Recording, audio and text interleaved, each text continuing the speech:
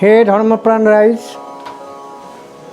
আজি বহুদিন ধৰি মই হৰেণ কলিতাই আপোনালোকৰ মাজত ভাগৱত অনুষ্ঠানত মোৰ এই অন্তৰীক্ষ চেনেলত ৰসামৃত অনুষ্ঠানত সাক্ষাৎ হৈ আহিছোঁ। হে শ্ৰোতা ভক্তসকল, এই মহামাৰীৰ দিনত ভগৱান ঈশ্বৰক সকলোৱে প্ৰাৰ্থনা কৰিব লাগিব। হিন্দু ধৰ্মৰ বিশ্বাস মতে ৬৪টি ৰোগ আৰু এই ৬৪টি ৰোগৰ ঔষধ হৈছে হৰিৰ নাম, ভাগৱত কথা। এই শ্ৰদ্ধা ভক্তসকল, সমস্তজনে এই হৰিৰ নামত মন দিয়ক আৰু ভাগৱত কথা শুনক।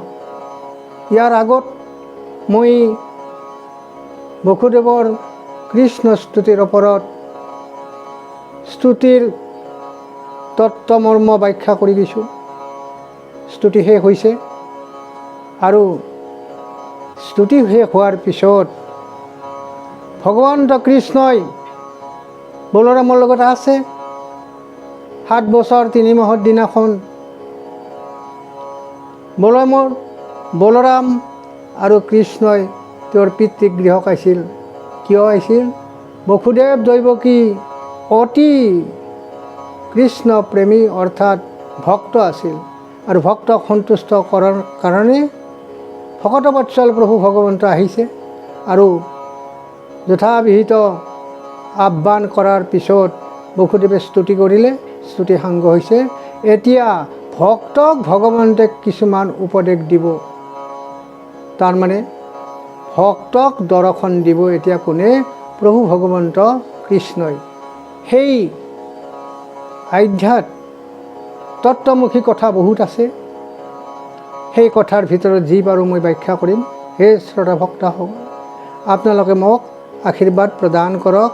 মই আপোনালোকক শত সহস্ৰবাৰ প্ৰণাম জনাই মোৰ এই কাৰ্যসূচী অৰ্থাৎ ভাগৱত পাঠ মই আৰম্ভ কৰিছোঁ। কৃষ্ণেন্দু মংগলং নামং যস্য ৱাসে প্ৰৱৰ্ততে ভস্মী ভৱন্তি ৰাজেন্দ্ৰ মহাপাতককুটৈ। ওম ভজামি পুৰুষোত্তমং পুৰুষং পুৰুষং পৰমানন্দং স্বামিনং ভগৱন্তং নৰোত্তমং তন্মীশ্বরং পরমদেবতা বন্দে। নাস্তি মে তু অনুরাগং নাস্তি মে তু নির্মলং শ্রুতিকিতং নাস্তিমস্ক্ষমাসাম পরমেশ্বরম ঐক্ষরম পরম ব্রহ্মম জ্যোতির্ময়ম সনাতনম সর্বকারণকারণম প্রণামামি নারায়ণম। ও নালাগয় জ্ঞান তুমি ও স্বভাৱে কৃতাৰ্থ, যতে কহিলা মানে সেই পৰমাৰ্থ। ভগৱান কৃষ্ণ স্তুতিত বসুদেৱ যি স্তুতিটো ভগৱানৰ প্ৰতি নিবেদন কৰিছিল আৰু সেই স্তুতিত কি আছিল? ভাগৱত কথা আছিল, বেদৰ সাৰ আছিল, বেদান্তৰ তত্ত্ব আছিল, উপনিষদৰ দুগ্ধ, বৈকুণ্ঠৰ সুপক্ক ফল সেই হৰিৰ নামহে আছিল অকল। প্ৰভু ভগৱন্ত কৃষ্ণই সন্তুষ্ট হৈছিল আৰু হৈ মহাপ্ৰীতি পাইছিল যে ভকতৰ যিটো ভক্তি, নিৰ্গুণ ভক্তি, অকপট ভক্তি, এই ভক্তিত প্ৰভু ভগৱন্ত সন্তুষ্ট হৈ মনতে আনন্দ লাভ কৰিছিল আৰু নিজানন্দে তেওঁ কি ক'ব এতিয়া? প্ৰভু ভগৱন্ত কৃষ্ণই বসুদেৱ ভক্তক পিতৃ হিচাপে নহয়, ভক্ত হিচাপে বসুদেৱ আৰু দৈৱকীৰ আগত অলপ বচন দিব। অ হৰি ৰাম,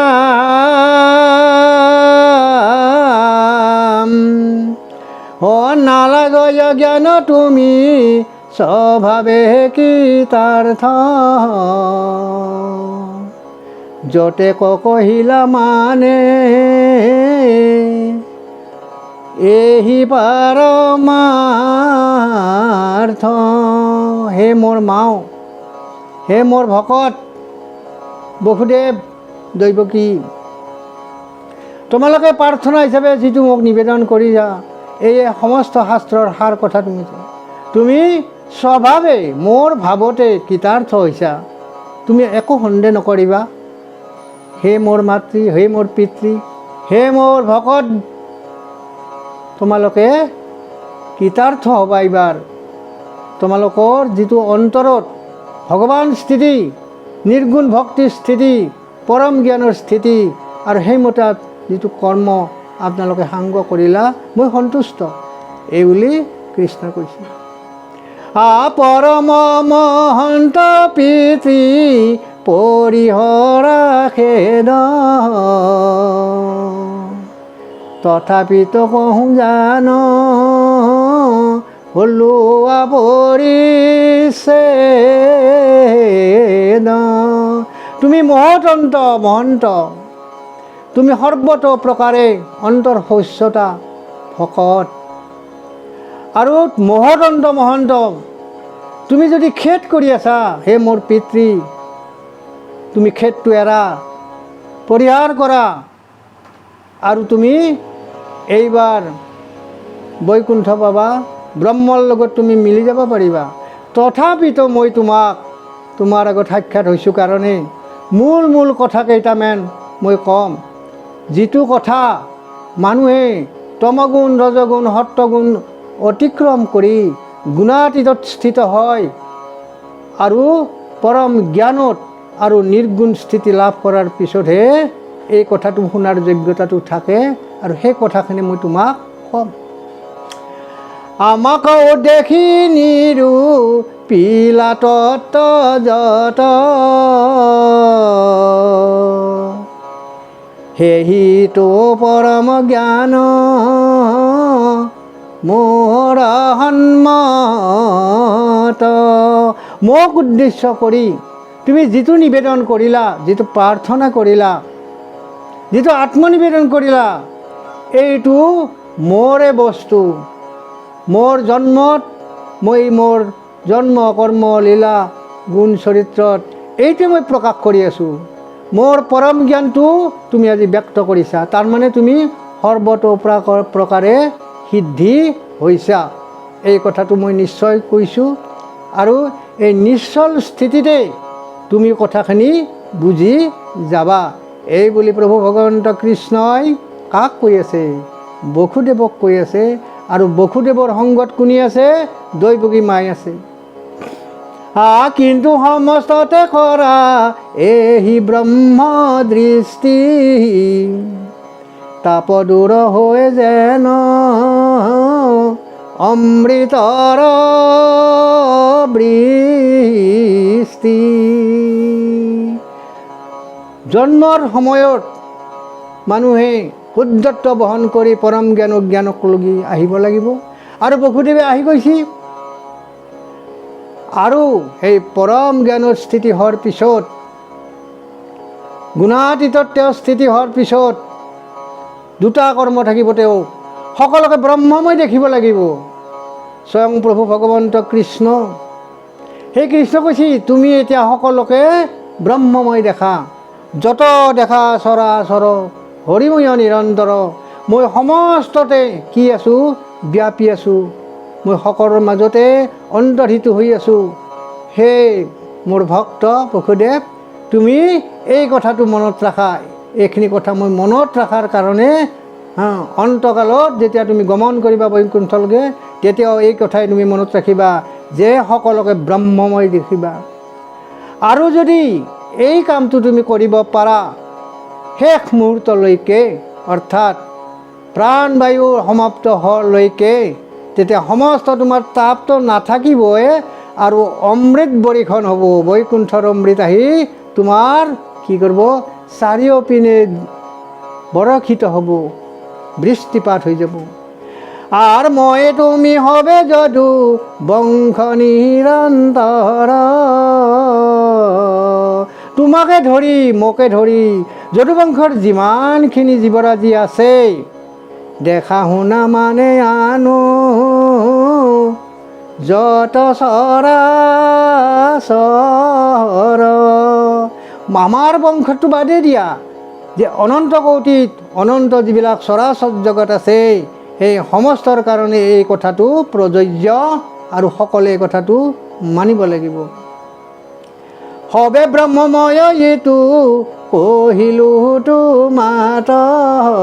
হে শ্ৰোতা ভক্তসকল, সকলোৰে মাজত আত্মা নাম লৈ প্ৰভু ভগৱন্ত পৰমাত্মা আছে, সেই ব্ৰহ্ম আছে, জীৱিত সমস্ত প্ৰাণীৰ মাজত আছে আৰু জড় সমস্ত প্ৰাণীৰ মাজতে আছে। কেতিয়াবা অনিমা ৰূপত থাকিব, কেতিয়াবা মহিমা ৰূপত থাকিব, তথাপিতো সৰ্বব্যাপক ৰাম অৰ্থত ৰমণ কৰি সেই প্ৰভু ভগৱন্ত আত্মাই আমাৰ বাহিৰে ভিতৰে সৰ্বসাক্ষী হৈ আছে। জ্ঞান দৃষ্টি নিৰীক্ষণে ও দেখিবা সাক্ষাৎ।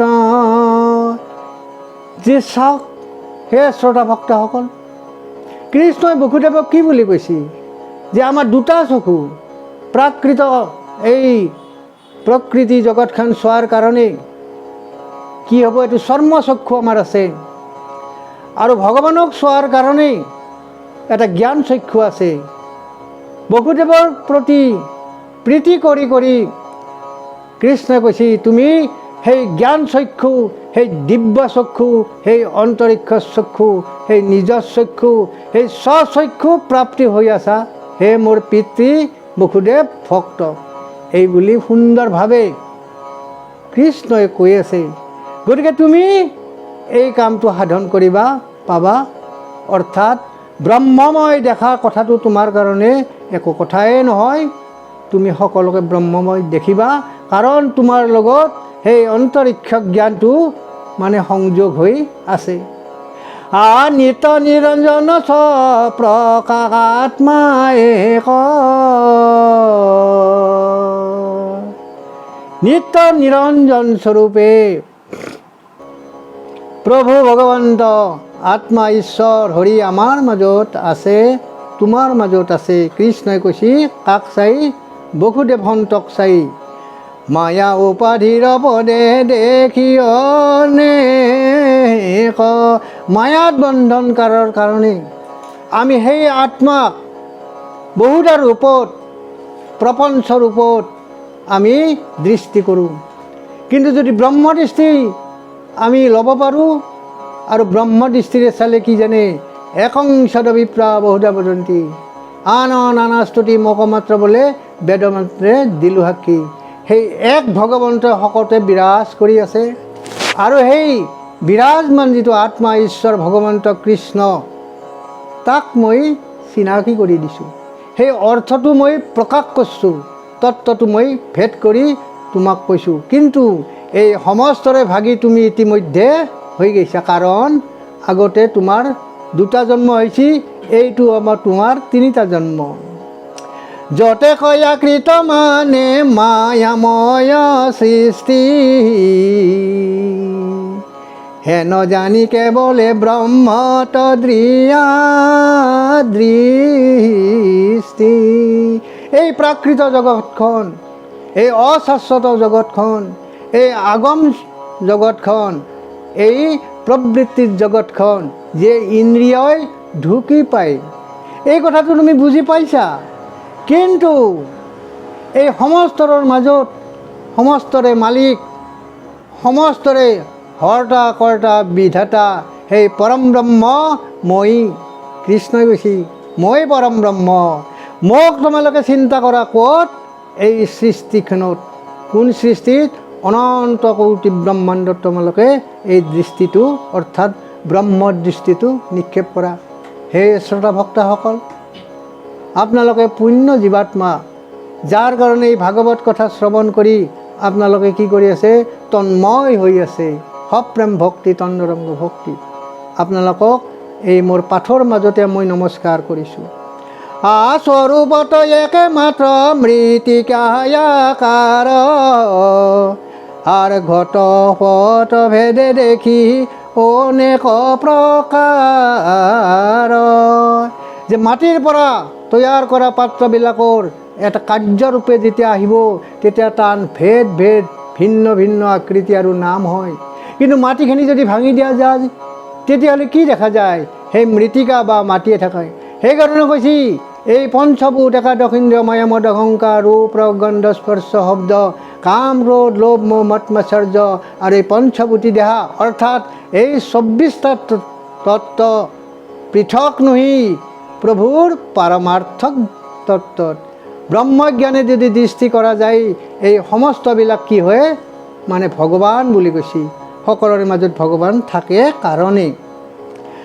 আর এই মতে অনেক দ্বৈত আত্মা বুদ্ধি, এই আত্মা বুদ্ধিটো, এই আত্মা সকলোৰে মাজত স্থিত এই বুদ্ধিটো, এই ভাৱনাটো যদি কাৰোবাৰ নিশ্চল হয়, নিশ্চিত হয়, তেতিয়াহ'লে কি বুলি কৈছি? মায়া উপাধিৰ পদে দেখি বহুবিধ, কৈছি এই মায়াৰ ভ্ৰমটো যেতিয়া যাব তেতিয়াহ'লে কি সেই একং প্ৰভু ভগৱন্ত, একং আত্মা, এক আত্মাৰ কথা, এক ঈশ্বৰৰ কথা উপলব্ধি হ'ব। হে মোৰ পিতৃ, অন্যফালে পৰম ভক্ত বসুদেৱ, তোমাৰ স্থিতিটো এতিয়া ব্ৰহ্ম স্থিতি। তুমি এতিয়া ব্ৰহ্মত সমাধিস্থ হৈ আছা, তুমি কোনো মায়াৰ লগত লিপ্ততা নাই। গতিকে তুমি নিসন্দেহে অৰ্থাৎ কোনো সন্দেহ নকৰাকৈ এইবাৰ ব্ৰহ্ম প্ৰাপ্তি পাবা, অৰ্থাৎ বৈকুণ্ঠলৈ যাব পাৰিবা। আৰ মায়াময় নাম ৰূপ হবাক উপেক্ষা, অন্তৰ্যামী মই ঈশ্বৰক মাত্ৰ দেখা। এই মায়াময় নাম আৰু ৰূপ, তুমি সত্য ব্ৰহ্ম, তোমাতে প্ৰকাশে জগত এইটো অখণ্ড। তুমি নিৰাকাৰৰ সাকাৰ, নিৰ্গুণৰ গুণময়, তুমি নিবৃত্তিৰ প্ৰবৃত্তি ধাৰা, তুমি নিগমৰ আগম ধাৰা, তুমিয়ে প্ৰভু ভগৱন্ত সেই শাশ্বতৰ তত্ত্বৰ, এই অশাশ্বতৰ অৱতাৰ প্ৰভু ভগৱন্ত। ঠিক তেনেধৰণে তোমালোকে যিমানখিনি প্ৰকৃতি ৰচনা কৰিছা, সেই সমস্তৰে মাজত প্ৰকৃতিক বাদ দি নাম আৰু ৰূপ চাক্ষুক যিবিলাক প্ৰকৃতি, তেওঁলোকক বাদ দি তেওঁলোকৰ ভিতৰত থকা অন্তৰ্যামী ভগৱন্ত আত্মাৰূপে মোক তোমালোকে কি কৰা? দৃষ্টি কৰা। স্থিৰ চিত্তে অভ্যাসীয় পিতৃমহাশয়, খুব স্থিৰভাৱে তোমালোকে কি কৰা? ধ্যানত থাকা, অভ্যাসত থাকা। আৰু অভ্যাসৰ বলত কি হ'ব জানা?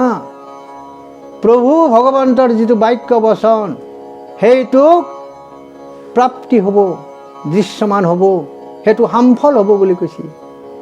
অৰ্জুনে আপত্তি কৰিছিল গীতাত শ্ৰীকৃষ্ণৰ ওচৰত যে প্ৰভু সখী মোৰ কৃষ্ণদেৱ, তুমি যিমান কথা মোক গীতাৰ শুনালা, এই সমস্তবিলাক মনুষ্য বা দেৱতাৰ কাৰণে সহজলভ্য নহয়।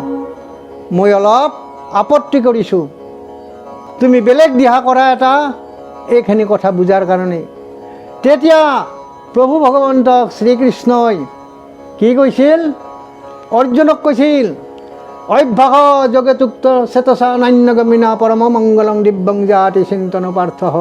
অভ্যাসৰ বলত, ধ্যানৰ বলত এই কথাটো সহজলভ্য হ'ব বুলি মানে নিশ্চিতভাৱে প্ৰভু ভগৱন্ত কৃষ্ণই কাক কৈছিল? অৰ্জুনক কৈছিল। ও হৰি ৰাম,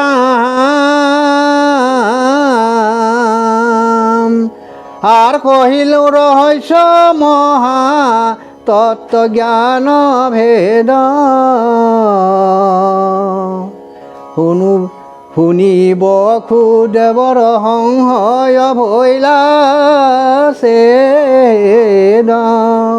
সমস্ত ৰহস্যবাদ নিগূঢ় তত্ত্ব শাস্ত্ৰৰ, গীতাৰ, ভাগৱতৰ, নামৰ, নিৰ্গুণ ভক্তিৰ, পৰম কৰ্মৰ আৰু পৰম জ্ঞানৰ, এই সমস্ত কথাখিনি আজি ব্যক্ত কৰিছোঁ কাৰ আগত?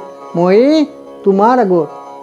হে মোৰ পিতৃ, হে মোৰ ভকত বসুদেৱ, তোমাক মই শতকোটিবাৰ ধন্যবাদ জ্ঞাপন কৰিছোঁ।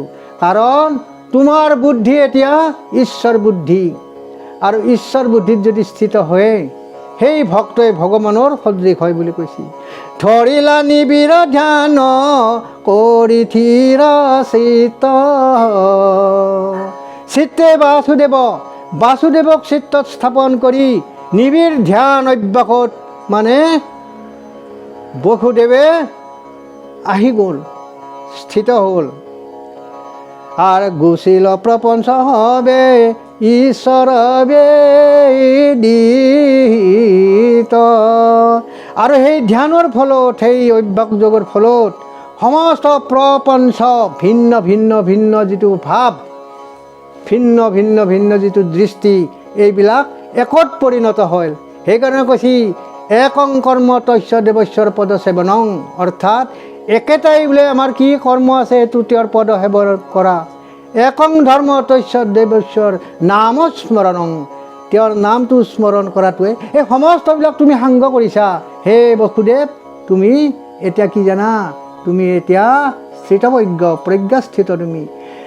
নেদেখন্ত একয়ান শৰীৰ প্ৰযন্তে, প্ৰকাশন্ত মাত্ৰ ব্ৰহ্ম কগান্তে। এতিয়া তোমাৰ লগত শৰীৰৰ কোনো তত্ত্ব নাই, ক্ষেত্ৰবিদ এতিয়া নাই, মাত্ৰ কোন আছে, যে প্ৰভু ভগৱন্ত অধিযজ্ঞ যাক বুলি কয়, সেই অধিযজ্ঞৰ লগতে তোমাৰ সম্বন্ধ, অৰ্থাৎ কৃষ্ণৰ লগতহে তোমাৰ সম্বন্ধ। গতিকে কৈছে তুমি ভগৱানৰ যিটো কৰ্মানি ধৰ্মানি সমস্তবিলাক সাংগ কৰিছা, বসুদেৱ হে মোৰ পৰম ভক্ত, তুমি নাকান্দিবা, তুমি খেদ নকৰিবা, তোমাৰ সমস্ত মনৰ কাম অৰ্থাৎ মনৰ কামনা সমস্ত তোমাৰ পূৰণ হ'ব। যত নানা বিধ ভেদ বুদ্ধি ভৈলা দূৰ, মিলি লয় আনন্দ মহা মনত প্ৰচুৰ। তুমি এতিয়া প্ৰেমানন্দ, চিদানন্দ, সদানন্দ, ধ্ৰুৱানন্দ, সৎ চিদানন্দ, অখণ্ড আনন্দ এতিয়া তুমি প্ৰাপ্তি হৈছা। আৰু ভেদ বুদ্ধি যিটো আছে, প্ৰপঞ্চ বুদ্ধি যিটো আছে, সেই ভাৱটো নাই এতিয়া। একতে অন্ত হৈছে, একান্ত হৈছে। কাৰ চৰণত? কৃষ্ণ প্ৰভুৰ চৰণত বুলি কৈছে। গতিকে এই মহাতত্বটো ব্যক্ত কৰিছে আৰু পাইছে কোনি? ভক্তই পাইছে। দিছে কোনে? ভগৱন্তই দিছে। হে শ্ৰোতা ভক্তসকল, আপোনালোকে এই প্ৰাপ্তি নিশ্চয় কৰিব। আপোনালোকৰ মনৰ কামনা নিশ্চয় পূৰ্ণ হ'ব। আজি বসুদেৱৰ যেনেকৈ মনৰ কাম পূৰ্ণ হৈছে, সিদ্ধি লাভ হৈছে সৰ্বত্ৰভাৱে, আৰু শেষত জীৱে মুক্তিও পাব বা পাই আছে। গতিকে আপোনালোকৰ এই আকাংক্ষা পূৰ্ণ হ'ব, কাৰণ আপোনালোকে স্থিতপ্ৰজ্ঞক লগি গৈ আছে। কাৰণ শ্ৰৱণং কীৰ্তনং বিষ্ণুৰ কৰ্তব্য মতপৰম।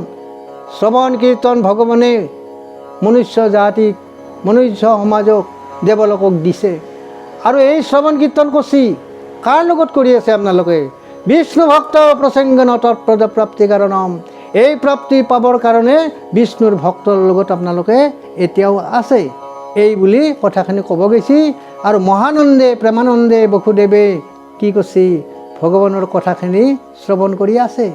দ্ৰবিত হৃদয় ভৈলা ৰোমাঞ্চ হৰিৰ, হৰিৰ ৰসে, হৰিৰ প্ৰেমে, নাম অমৃতে তেওঁৰ গোটেই হৃদয়, গোটেই চিত্তত দ্ৰবিত কৰিছে।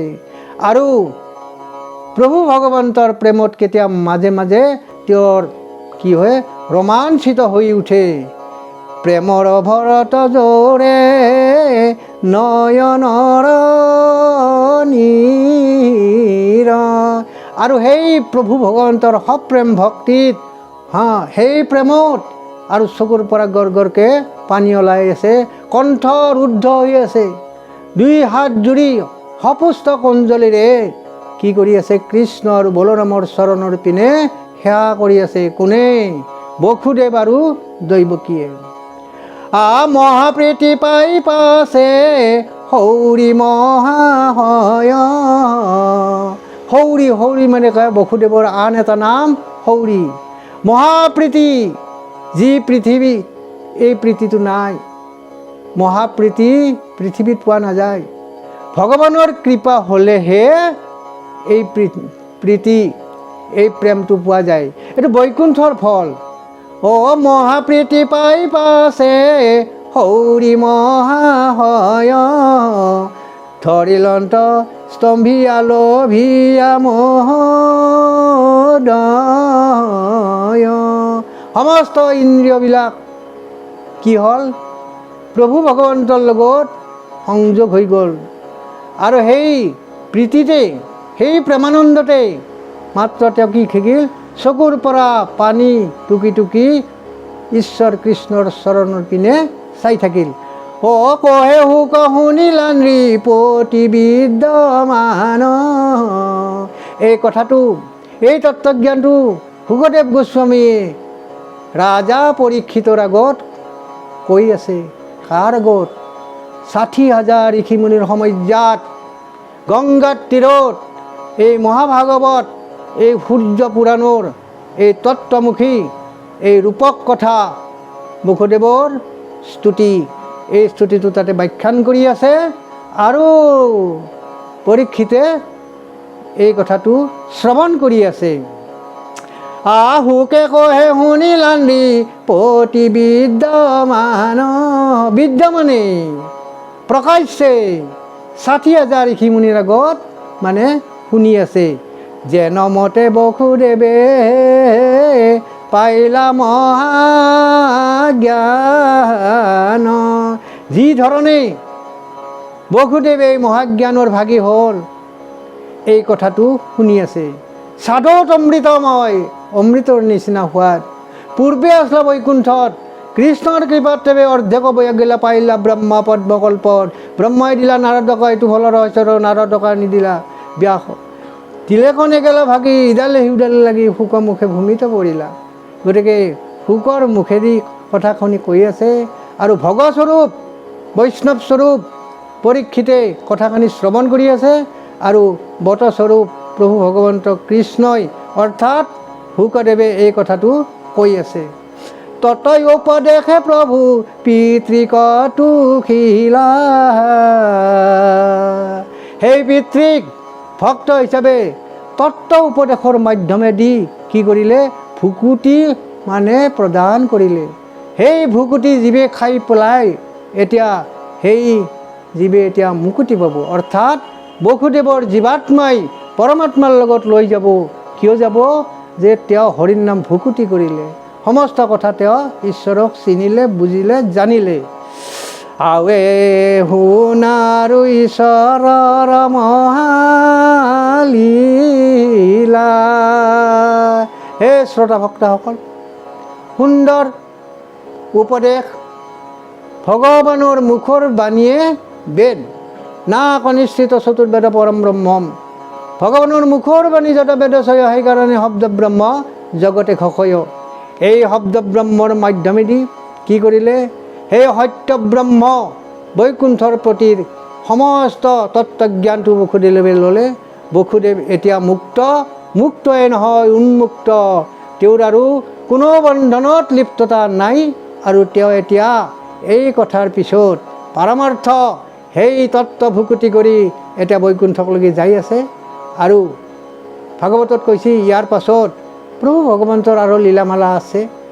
প্ৰভু লীলামালাবিলাক ইয়াতে ব্যাখ্যা কৰিব। আৰু সেই কথা ক'ম বুলি অধ্যায়টোৰ শেষত কৈছে, অ ৰাম কৃষ্ণ শৰণ মাত, নিৰন্তৰে হবে বোলা ৰাম ৰাম ৰাম। হে দয়াশীল শ্ৰোতা ভক্তসকল, বিষ্ণুমূৰ্তি শ্ৰোতা ভক্তসকল, মই হৰেণ কলিতাই অন্তৰীক্ষ চেনেলত ৰসামৃত অনুষ্ঠানত কেইদিনমান আগৰ পৰাই মই কি কৰিছোঁ? ভাগৱত পাঠ কৰি আছোঁ। মহামাৰীৰ কাৰণে ক'তো যাবও নোৱাৰোঁ, যাবৰ ইচ্ছা আছে। অন্য বল শক্তি নাথাকিলেও কিন্তু ভাগৱতত বহিলে প্ৰভু ভগৱন্তই সেই মোক শক্তিখন দিয়ে, বলটো মই পাওঁ। গতিকে হে শ্ৰোতা ভক্তসকল, বাহিৰত যাব নোৱাৰি আজি মই ঘৰতে ভাত কৰি আছোঁ। আৰু এই পাঠৰ মাধ্যমেদি আপোনালোককো মই অন্তৰৰ পৰা সংগ পাই আছোঁ। আপোনালোকৰ সংগ মই সদায় কামনা কৰিছোঁ, মই সদায় বিচাৰিছোঁ। সৰ্বশেষত সমস্ত দেৱ গুৰু নাম ভকত আৰু একান্ত ভকত নাইবা সমস্ত শ্ৰোতাকে মই প্ৰণিপাত কৰি মোৰ আজি অধ্যায়টো ইমানতে মই শেষ কৰি দিছোঁ। কৃপাৰ সাগৰ দৈৱ কি নন্দন অপুৰীয় মনৰ কাম ভকতৰ সংগ সদানু গোচক মনেতো আগুণ নাম ৰাম মুখেতো আগুণ নাম। কৃষ্ণ কৃষ্ণ হৰি হৰি।